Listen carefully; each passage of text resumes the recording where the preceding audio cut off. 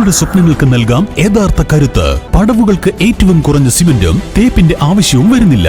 എല്ലാ രീതിയിലും ലാഭവും മറ്റു ബ്രിക്കുകളെക്കാൾ കരുത്തും നൽകുന്നു എം ബ്രിക്സുകൾ. ഇനി വീടുകൾ നിർമ്മിക്കാം കുറഞ്ഞ ചിലവിൽ കരുത്തോടെ. Red bricks international, Wandoor, Vaniyambalam.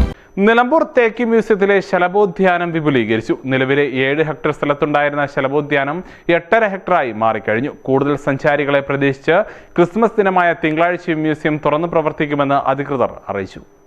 ഏഷ്യയിലെ ഏറ്റവും വലിയ തേക്ക് മ്യൂസിയമായ നിലമ്പൂർ തേക്ക് മ്യൂസിയത്തിലേക്ക് കൂടുതൽ സഞ്ചാരികളെ ആകർഷിക്കാനാണ് ശലഭോദ്യാനം വിപുലീകരിച്ചത്.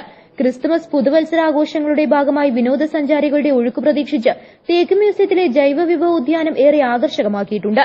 ഇതിന്റെ ഭാഗമായാണ് ശലഭോദ്യാനം കൂടുതൽ സ്ഥലത്തേക്ക് വ്യാപിപ്പിച്ചിട്ടുള്ളത്. തേക്ക് മ്യൂസിയത്തിലെ ജൈവവിഭവ ഉദ്യാനത്തിന്റെ പ്രധാന ആകർഷണമാണ് ശലഭോദ്യാനം. 45 ഹെക്ടർ സ്ഥലമാണ് നിലമ്പൂർ തേക്ക് മ്യൂസിയത്തിന്റെ ഭാഗമായിട്ടുള്ളത്. ഇതിൽ 35 ഹെക്ടർ സ്ഥലവും ജൈവവിഭവ ഉദ്യാനത്തിന്റെ ഭാഗമാണ്. സെപ്റ്റംബർ, ഒക്ടോബർ, നവംബർ കാലമാണ് ശലഭങ്ങളെ ഇവിടെ കൂടുതൽ കാണാനാവുക. എങ്കിലും ഏത് സമയത്തും സഞ്ചാരികൾക്കും ഗവേഷകർക്കും ഏറെ പ്രിയങ്കരമാണ് ശലഭോദ്യാനം. പൂമ്പാറ്റകളുടെ വാസത്തിനും പ്രജനനത്തിനും സൌഹൃദപരമായ സസ്യങ്ങൾ കൂടുതലായി ഇവിടെ നട്ടുപിടിപ്പിച്ചിട്ടുണ്ട്. ചിലയിനം പൂമ്പാറ്റകൾ മുട്ടയിടുന്ന ആനത്തകര പോലുള്ള സസ്യങ്ങൾ പൂത്തുനിൽക്കുന്നതും ഏറെ ആകർഷകമാണ്. സീസണിൽ അരളിശലഭം, വരയൻ കടുവ, നീലക്കടുവ, ചുട്ടിമയൂരി, കൃഷ്ണശലഭം തുടങ്ങി വിവിധയിനം പൂമ്പാറ്റകളെ കൊണ്ട് നിറയും ഈ ശലഭോദ്യാനം. സഞ്ചാരികളുടെ എണ്ണത്തിലും വരുമാനത്തിലും തേക്ക് മ്യൂസിയം വലിയ വളർച്ചയാണ് നേടിക്കൊണ്ടിരിക്കുന്നത്.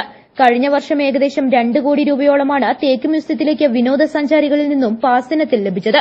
കൂടുതൽ സഞ്ചാരികളെ പ്രതീക്ഷിച്ച് ക്രിസ്മസ് ദിനമായ തിങ്കളാഴ്ചയും മ്യൂസിയം തുറന്നു പ്രവർത്തിക്കുമെന്ന് അധികൃതർ പറഞ്ഞു. 50 രൂപ മുടക്കിയാൽ ഈ മനോഹര കാഴ്ചകൾ കണ്ട് സംതൃപ്തിയോടെ മടങ്ങാം. News bureau, Nilambur. Teddy Baby Diaper and Pants, #1 Indian baby diaper brand.